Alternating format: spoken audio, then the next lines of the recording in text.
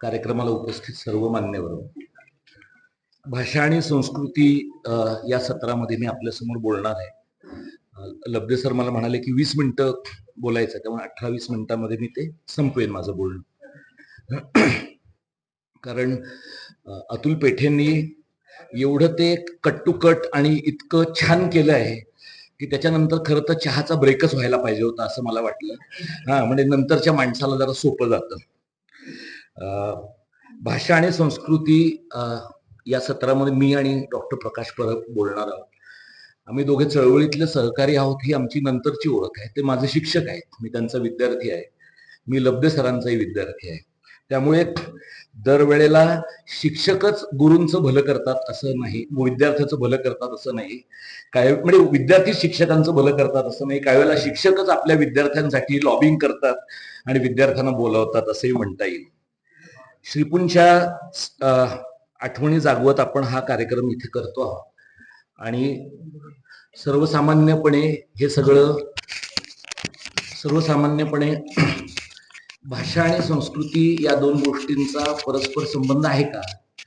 असला तर एखाद्या समाजाची भाषा संपली तरी संस्कृती राहू शकते का? म्हणजे उदाहरणार्थ आपल्याकडं आता सिलिकॉन व्हॅलीमध्ये राहणारा जो एक नवश्रीमंत मराठी हिंदूंचा वर्ग आहे, आपण आपल्या समाजापुरतच बोलूया, कारण तेलुगू हिंदूंचे आणखी वेगळे प्रश्न आहेत, मल्याळी हिंदूंचे आणखी प्रश्न आहेत. पण ज्यांची इथून जातानाची ओळख मराठी होती पण आता हिंदू झालेली आहे, अशा मंडळींना ऑनलाईन सिद्धिविनायकाची पूजा करणं हा त्यांच्या जगण्याचा महत्वाचा भाग वाटतो. तिथे जाऊन ज्याचा मुकुंदाने आणि मगाशी सरांनी पण उल्लेख केला, कादरेकर सरांनी, की ज्या प्रकारचं ढोल ताशाचं वादन आता मुंबई शहरात आणि पुण्यात होऊन माणसं बहिरी होण्याची वेळ आलेली आहे, तसं अमेरिकेला करून त्यांना देखील धडा शिकवण्याची आपल्या लोकांनी जी पुरेपूर तयारी केली आहे, त्यातनं आपल्या संस्कृतीचा विस्तार होतो असं मानण्याची पद्धत आहे. तर एखादा समाज आपली भाषा घरातल्या पुरती बोलतो, म्हणजे किचन लँग्वेज राहते, स्वयंपाकापुरती बोलतो.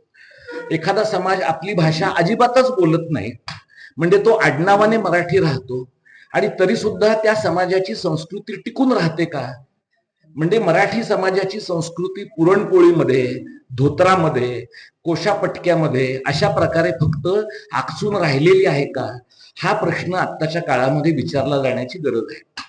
दुसरा एक महत्वाचा भाग ज्याचा विचार भाषा आणि संस्कृतीच्या संबंधामध्ये बोलताना आपण करतो, ते म्हणजे एखाद्या मराठी भाषकाने, एखाद्या मराठी भाषकांचं प्रतिनिधित्व करणाऱ्या सामाजिक चळवळीने, राजकीय पक्षाने एखादी हिंसक कृती केली की सर्वसाधारणपणे असं मानण्याकडे आपला कल असतो की हे आमच्या संस्कृतीला अजिबात शोभणार नाही. म्हणजे आम्ही कोणावर कधी हात उचलत नाही, आम्ही समन्वयवादी आहोत, आम्ही समझोतावादी आहोत, आम्ही संवादी आहोत. आणि त्यामुळे आपल्याकडचा एक मोठा असा आपल्या मराठीपणाची लाज वाटणारा एक मोठा वर्ग आहे की ज्यांना असं वाटतं की आपल्याला मिळणारी लेजिटिमसी, आपल्याला मिळणारी प्रतिष्ठा, आपल्याला मिळणारी ओळख ही अमराठी समाजामध्ये आपण किमान मराठी बोलून आपल्याला जी काही ओळख आणि प्रतिष्ठा मिळणारी आहे त्यातनंच पुसटशी आपली संस्कृती व्यक्त होते आणि तेवढं पुरेसं आहे. आजच्या घडीला ज्याला आपण मराठी भाषक समाज असं म्हणतो, त्या मराठी भाषक समाजाचे अनेक घटक आहेत. म्हणजे ज्यांची मराठी ही पहिली आणि कदाचित एकमेव व्यवहाराची भाषा आहे असा वर्ग आहे. ज्यांना मराठी, इंग्रजी, हिंदी अशा 2-3 भाषा येत आहेत अशाही प्रकारचे लोक आहेत. ज्यांच्याकडे तुम्हाला असं दिसेल की महाराष्ट्र टाइम्सनं लोकप्रिय केलेली फक्त क्रियापदच मराठी आहे, बाकी सगळं इंग्रजीतनं आहे, अशा पद्धतीचं मराठी बोलणारी भाषा आहे. आता महाराष्ट्र टाइम्सला फार नावं ठेवून चालणार नाही, कारण सगळ्याच वर्तमानपत्रांनी त्या गटारात उडी मारलेली आहे, सगळ्या माध्यमांनी मारली आहे. त्यामुळे अशा पद्धतीनं आपल्या माध्यमांच्या जगात पण आपण आपली भाषा फक्त क्रियापदापुरती ठेवून आपली संस्कृती टिकवू शकतो का? तर किमान म्हणजे संस्कृती टिकवू शकतो का म्हणण्यापेक्षा संस्कृती टिकवतो आहोत असं म्हणणारा धंदा नक्की करू शकतो. संस्कृती टिकते आहे की नाही याच्याबद्दल आपण स्वतंत्रपणे चर्चा करणार आहोत. मुळामध्ये मगाशच्या सत्रामध्ये लोकसंस्कृतीच्या वहनाबद्दल, लोकसंस्कृतीच्या अभिव्यक्तीबद्दलचा उल्लेख झाला. आज ही ज्या लोकसंस्कृतीच्या बद्दल कोकणातल्या भूमीतनं आपण सगळे बोलतो आहोत, या कोकणामध्ये इथं देवरुखात आणि चिपळुणात, रत्नागिरीत, सिंधुदुर्गातल्या अनेक ठिकाणी एकीकडे दशावताराचे कार्यक्रम होत आहेत.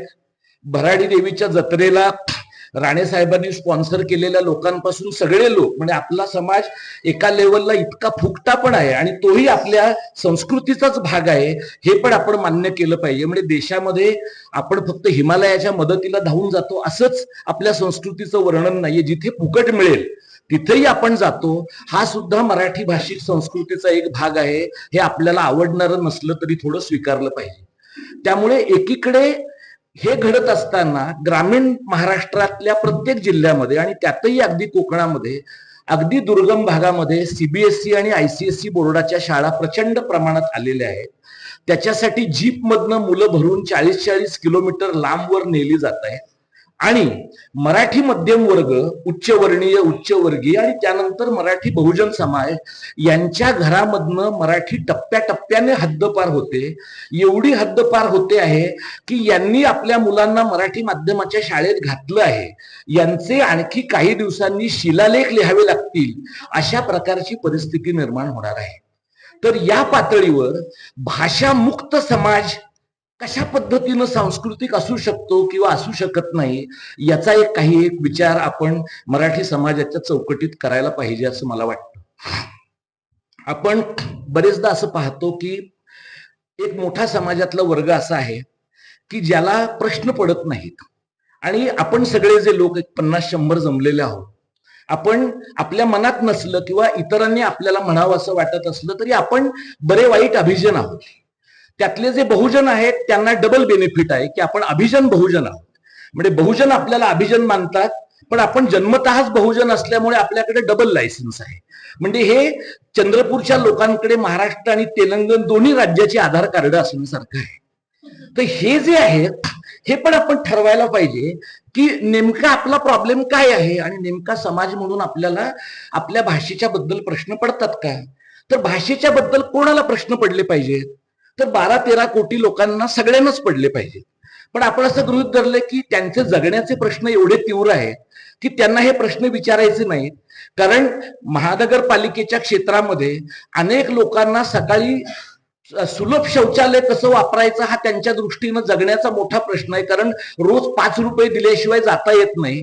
घरात 5 माणसं असतील तर दिवसाला 25 रुपये त्याच माणसांचे जातात, महिन्याला 700 रुपये जातात आणि अख्खं कुटुंब मिळून 10,000 कमावते.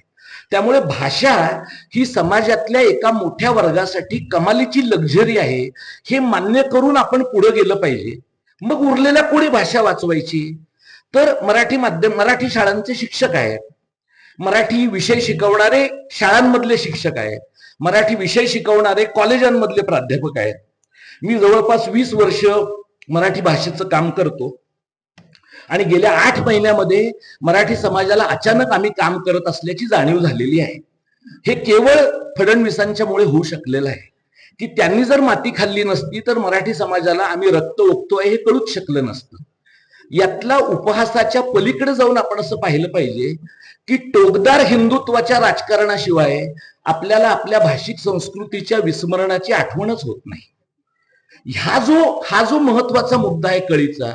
तुम्ही इथे मराठीचे प्राध्यापक आहेत, मी मराठीच्या अभ्यासक्रमाच्या विस्तारीकरणाबद्दल खूप वेळा बोलतो आणि हे डॉक्टर प्रकाश परबांच्या त्या कल्पना आहेत.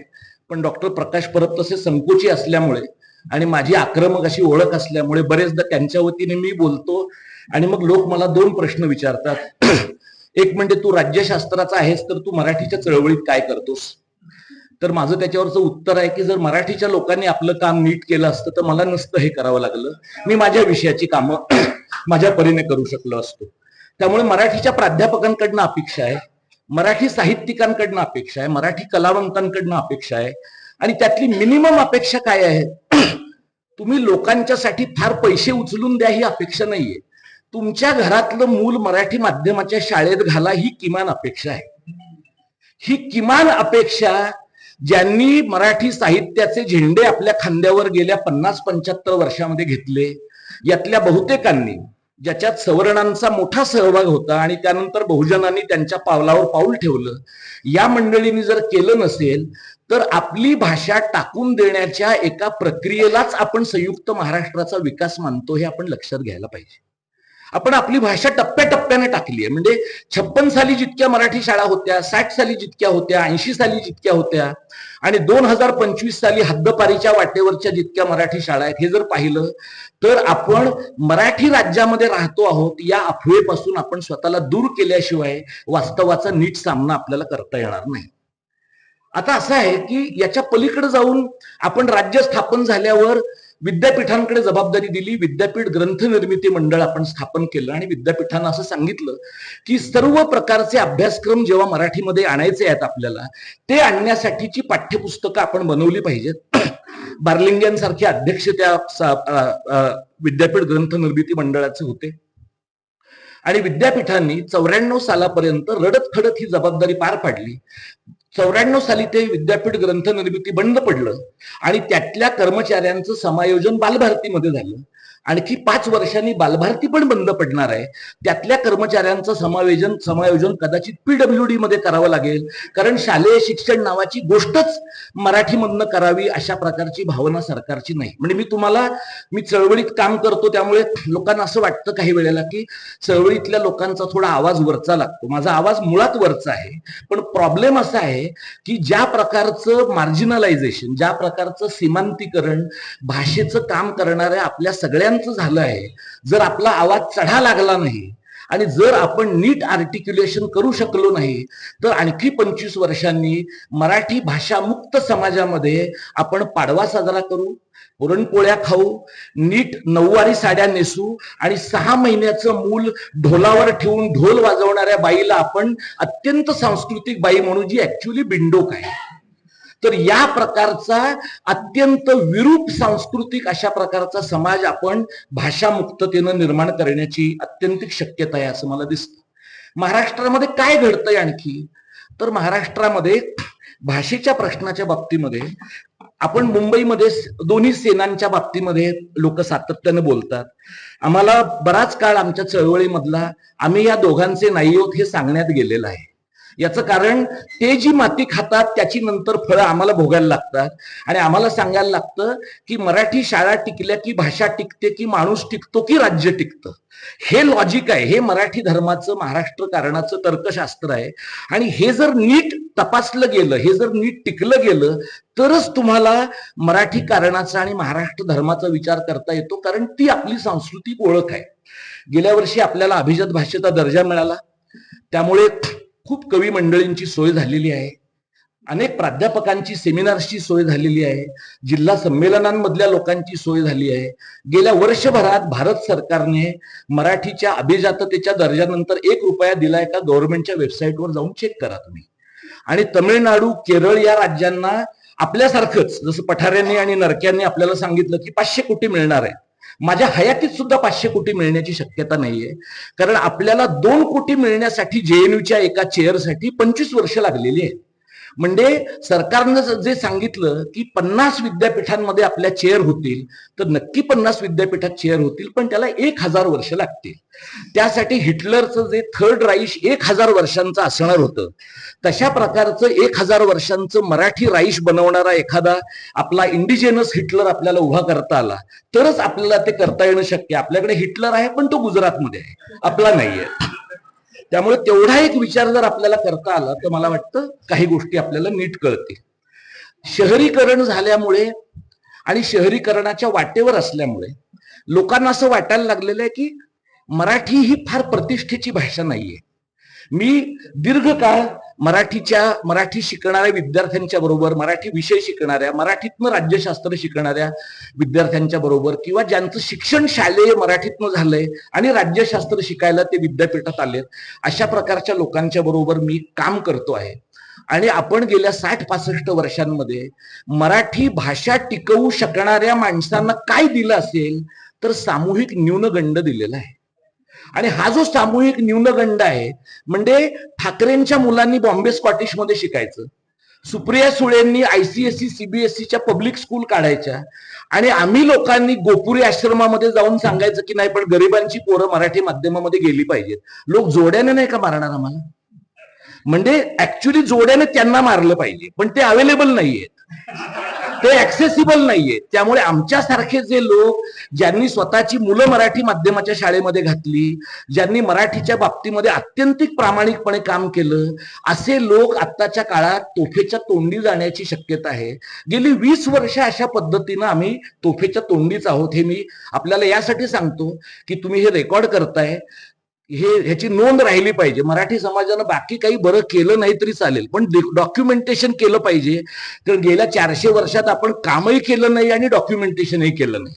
त्यामुळे काम करायचं का डॉक्युमेंटेशन असा आपल्या पुढचा एक चॉईस आहे.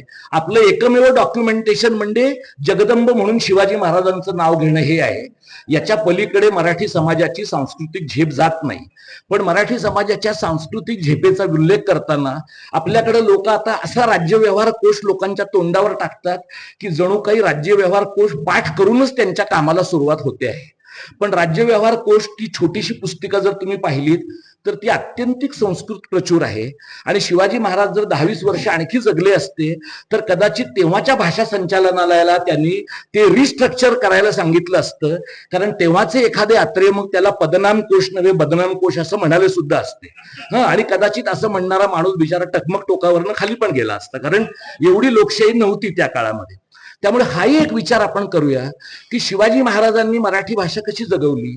पेशवे उत्तरेत गेले, मराठी उत्तरेत गेले, मराठ्यांच्या बरोबर भाषा का नाही गेली त्यांची. आपण कायम दिल्लीचं तख्त राखलंय. पेशव्यांच्या काळामध्ये राखलं, 60 सालापासून तर दिल्लीचं तख्त नाही जोडेच राखतोय आपण. आता आपली परिस्थिती अशी आहे की हा एक जो देश आहे, या देशाचं जे हिंदी हिंदू हिंदुस्तान नावाचं नॅरेटिव्ह आहे, त्या नॅरेटिव्हच्या पुढे आपण आपली भाषिक समाज नावाची ओळख बळी दिलेली आहे. जर तशी ओळख आपण बळी दिलेली नसती तर तळ कोकणातल्या एखाद्या गावामध्ये मुसलमानांकडनं खरेदी करू नका अशा प्रकारचं आवाहन केल्यावर तळ कोकणातल्या लोकांनी प्रतिसाद दिला नसता आणि एका मुसलमान मुलाला आत्महत्या करावी लागली नसती. हे मराठी पण आहे का. इथे बाहेर हमीद दलवाईंच्या कन्या आहेत, त्यांनी स्टॉल लावलाय, त्यांच्याशी मी आता बोललो. त्या असं म्हणल्या की हमीद भाईंनी अंत्यसंस्कार स्वतःचे करण्याची सूचना केली. मेहरुन्निसा दलवाईंनी देहदान केलं आणि त्यामुळे मिरजोळीचा जो सगळा दलवाई समाज आहे तो त्यांना आपलं मानत नाही. मिरजोळीचा दलवाई समाज त्यांना आपलं मानत नाही. मराठीतनं मुसलमानांनी व्यवहार केला पाहिजे असं सांगून मराठी हिंदूंना त्याची जाणीव नाही. वसईच्या चर्चमध्ये ख्रिश्चनमध्ये मराठीतनं प्रार्थना होतात तरीही आपल्याला वसईतला ख्रिश्चन आपल्याला आपला वाटत नाही. मराठ्यांना, मराठा जातीतल्या लोकांना आपली काय किंमत आहे राज्यामध्ये हे जेव्हा ते आझाद मैदानात जातात तेव्हा कळतं. पण त्याच पद्धतीने ते जेव्हा बौद्धांना आणि ओबीसींना गावामध्ये वागवतात त्यावेळेला त्यांचं मराठीपण आणि मराठीपण त्यांना जाणवत नाही. म्हणजे गावांमध्ये, बोळांमध्ये, आळ्यांमध्ये आपण जातीचे आहोत आणि त्या आळ्यांमध्ये तुम्ही थोडं देवरुख पण फिरून पहा. म्हणजे सनातनवाल्यांचे झेंडे काही फक्त तिकडं मंगेशीच्या आसपास नाहीये, देवरुखात पण आहेत. म्हणजे हे जे विष आहे ना हिंदू संस्कृतीचं, हे हिंदू संस्कृती नावाच्या एका जगडव्याळ संस्कृतीच्या पोटात मराठी माणसं कोंबून टाकली की त्यांचं सगळं नीट चालणार आहे असं वाटण्याकडे गेल्या काही वर्षात कल आहे. आणि त्यामुळे मला असं वाटतं, माझ्याकडे खरं म्हणण्यासारखं अजून काही मुद्दे आहेत, पण अतुल पेठेने आणि मुकुंदाने सांगितलं तोच नियम आहे की आपण असं काहीतरी राखून ठेवावं की जेवताना लोकांना आपल्याशी बोलावं असं वाटेल. त्यामुळे तर तसं 2 मुद्दे फक्त शेवटचे सांगतो की महाराष्ट्राची भाषा जर संपली, महाराष्ट्राची संस्कृती जर संपली तर काय होईल. हे गेल्या 8 महिन्यांमध्ये 3ऱ्या भाषेच्या सक्तीच्या निमित्तानं झालेल्या आंदोलनात आम्हाला कळलं. आम्हाला ते कष्ट करून कळलं, नरेंद्र जाधवांना सरकारी पर्यटन करून कळलं. एवढाच फरक आहे. हे आम्ही त्यांना जून मध्येच सांगत होतो की तुम्ही ही माती खाऊ नका. सदानंद मोऱ्याने ऑलरेडी खाऊन झाली आहे साहित्य संस्कृती मंडळात, तुम्ही कशाला रिपीट करता ते. पण आपल्याकडे असं आहे, जी चूक मराठा करेल ती दलितांनी केलीच पाहिजे, त्याशिवाय आपल्या अभिजनांमध्ये गणतीच होत नाही. हा आपला सांस्कृतिक इश्यू असल्यामुळे आपण एक लक्षात ठेवायला पाहिजे. आजच्या घडीला शेवटचा मुद्दा सांगतो, आजच्या घडीला MMR प्रांताचं 3रं एक मोठं राज्य होईल अशा प्रकारची व्यवस्था आहे. 3री मुंबई आणि 4थी मुंबई होऊ घातली आहे, ज्याच्यात मराठी माणूस अल्पसंख्याक होईल. आपल्याकडे एक माणूस विदर्भ झाल्याशिवाय लग्न करणार नव्हता, पण थांबता येत नाही माणसांना, त्यामुळे त्याने लग्न केलंय. पण म्हणून विदर्भ होणार नाही अशा समजात राहू नका. अजूनही मध्ये मध्ये लोकांना असे बुडबुडे सुटतात विदर्भाचे. त्यामुळे महाराष्ट्र नावाची सांस्कृतिक ओळख सातवाहनाच्या काळापासूनचा वारसा आपल्याकडे आहे का, महानुभावांचा वारसा आहे का, तुकाराम ज्ञानदेव आपल्याकडे होऊन गेले ह्याच्यावर अवलंबून नाही. त्यांनी त्यांचा रोल अदा केलेला आहे. तुम्ही तुमचा रोल अदा करणार आहात का सरकारकडनं पद्म पुरस्कार आणि महाराष्ट्र भूषण मिळण्यासाठी तुमचा भाषिक स्वाभिमान खिशात घालून बोंबलत हिंडणार आहात? हे एक समाज म्हणून आपण ठरवलं पाहिजे. कारण आपला अभिजन जेवढा नालायक तेवढा आपला समाज अत्यंत अधोगतीला जाणारा असू शकतो. किंवा समाज बरा असेल तर त्याला अभिजनाच्या छाताडावर उभं राहून पुढे जावं लागतं, जरा जास्त कष्ट पडतात. आम्ही जे चळवळीचं काम करणारे लोक आहोत, आम्ही आमच्या पुरतं असं ठरवलंय की महाराष्ट्राची भाषिक आणि सांस्कृतिक ओळख अनिवार्य महत्वाची आहे. माझ्या दृष्टीनं हे म्हणतात की नाही रेशीमबागवाले राष्ट्र प्रथम, माझ्या दृष्टीनं महाराष्ट्र प्रथम आहे. महाराष्ट्राची भाषा, महाराष्ट्राची संस्कृती प्रथम आहे. आणि त्याच्यासाठी संयुक्त महाराष्ट्राच्या लढ्याचे नुसते क्युरेटेड इतिहास सांगून चालणार नाही. तेव्हा मरण्यासाठी सुद्धा 107 लोक हजर होते. आता व्हॉट्सअपवर थम्सअप करण्यासाठी सुद्धा 107 लोक आहेत का नाही हे बघण्याची वेळ आहे. अशा प्रकारचं काहीतरी उभं राहो, अशा प्रकारच्या मी शुभेच्छा देतो. आणि 19व्या शतकात आपल्याकडे ज्याप्रमाणे काम करणारी माणसं आणि विचार करणारी माणसं अशा प्रकारची दुफळी नव्हती. विचार करणाऱ्याने काम करणं गृहीत धरलेलं होतं आणि काम करणाऱ्याने डोकं बाजूला ठेवायचं असं अपेक्षित नव्हतं. ती संयुक्त महाराष्ट्राच्या नंतरची देणगी आहे, विशेषतः प्राध्यापकांची. या देणगीतनं आपण मुक्त होऊया. ते झालं तर मराठी भाषा मुक्त होण्याच्या धोक्यातनं आपण वाचू शकू. एवढं मी आपल्या समोर मांडतो आणि थांबतो. धन्यवाद. जय मराठी, जय महाराष्ट्र.